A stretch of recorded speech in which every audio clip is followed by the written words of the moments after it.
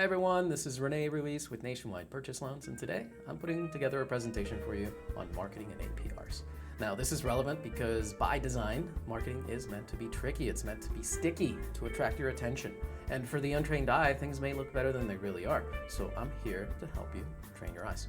Now stare at this. This is an advert from a lender that works specifically for a builder. And they are basically advertising rates that no one else has. 5.5 for an FHA loan and 5.99 for a conventional loan. And if you don't know what to look for, you might see this and say, oh, this is the best deal out there. But what about these other deals that are out there? I went to NerdWallet, plugged in the scenario for this advert that we just looked at, and this is what they came back with. For the FHA option, which is advertised at 5.5%, the rates are 5.75, 6%, 5.99, and the APRs are 6.487, 6.710, and 6.745. So how is the rate on that other advertisement so much better? How about the conventional option? They were advertising 5.99, and this is what I found on NerdWallet. 6.5, 6.625, another 6.625, and with varying APRs. So how is it possible? Is it something funny going on? Let's do the math and let's figure it out. But let's go back to a previous topic. In a video that I put out last year, I outlined the difference between a note rate and an APR. So I'm going to revisit that and then continue with this topic. Now, a note rate is the rate that's used to calculate your payment. An APR is a tool or a calculation that converts the dollar amount fees to a fraction of a percentage point, which is then added to the note rate to represent the true cost of that loan. And the idea is if you get a bunch of loans and compare all the APRs, you should be able to kind of discern by comparing them loosely which one might be a better deal. But it's still tricky, and I have more information that'll help you get through this. Now, a few reminders: not all APRs are calculated equally. Some banks will use prepaid interest of 0 days, some will use 5 or 15. Some banks will use really low fees in order to calculate their APR, and they can take advantage. They can find a title and escrow company out there that has just rock bottom rates and then use that to calculate their advertised APR. But in reality, once you open escrow, you end up with a different title or escrow company and your APR ends up being higher. And they're not actually doing anything illegal, because the way it works is you're not going to find out what title and escrow company you're going to be using until you actually find a house and open escrow. So it can be a little deceiving, but we are here to help you. Another reminder: when you're comparing APRs from one lender, it's probably going to be fine because that lender should be using the same amount for prepaid interest and the same amount for taxes, insurance to calculate those APRs. So when you compare the options from the same lender, the APR is actually rather effective. But when you have two different lenders and you don't know which one used 0 days of prepaid interest and what fees they're using or estimated for title and escrow, that's when it's not an apples to apples comparison. It's kind of complicated. So back to this. Here's the advertisement. We have a 5.5 with an APR of 6.362. We have a conventional loan at 5.99 with an APR of 6.469. And I sat down and I did the math to help us figure out how much these lenders are charging in discount points in order for you to be able to get this rate. And that's the catch.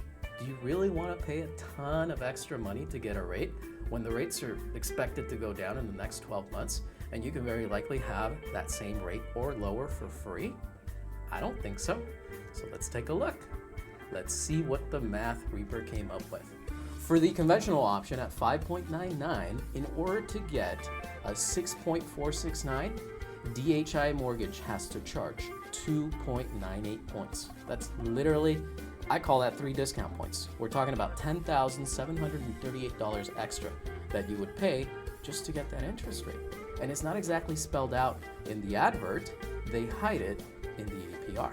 I basically sat down with my spreadsheet that has a formula that automatically calculates the APR, and I just sat there and entered the amount of points until the APR matched.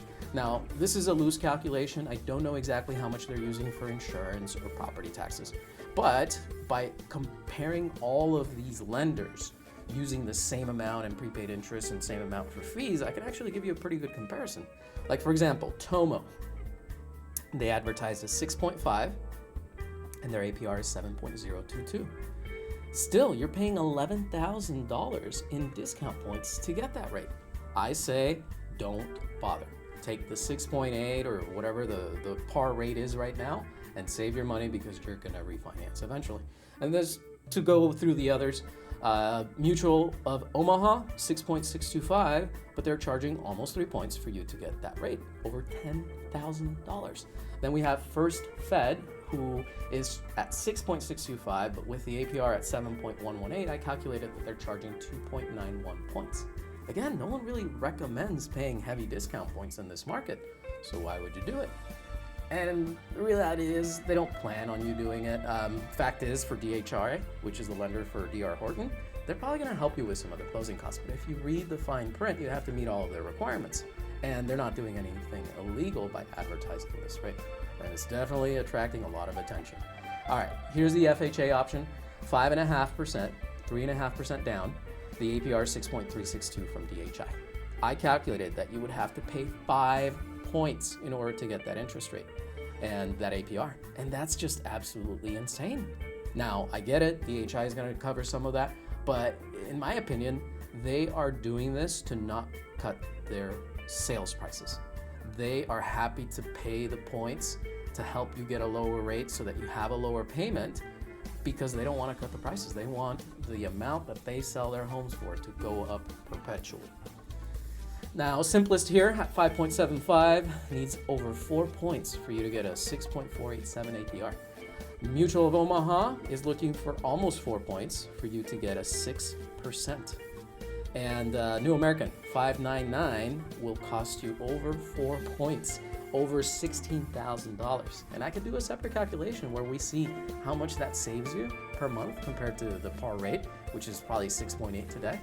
And you can do the math on how long it takes you to break even. It usually comes out to 3 or 4 years. I'm telling you, you should be refinancing within 12 months. A few things to remember. You can level the playing field by standardizing a format and the third-party fees. And remember, the fees that you're going to pay to third parties, they're not really going to matter until you find a house in open escrow. You don't know what title and escrow company you're going to use. The idea is when you're comparing lender options to focus on the discount points and just standardize. Use the same amount of prepaid interest, etc., in order to put everything, like I said, on a level playing field. And do the math, or have us do it for you, because we're happy to help you understand if the offer you're considering is actually worthwhile. Thank you for your time, and thank you for watching. And I hope that those of you that are interested in learning more will reach out and provide us with additional ideas on videos that we can put together to answer the questions that you have. Please do not forget to subscribe. I again thank you for your time, and I hope you have a great day.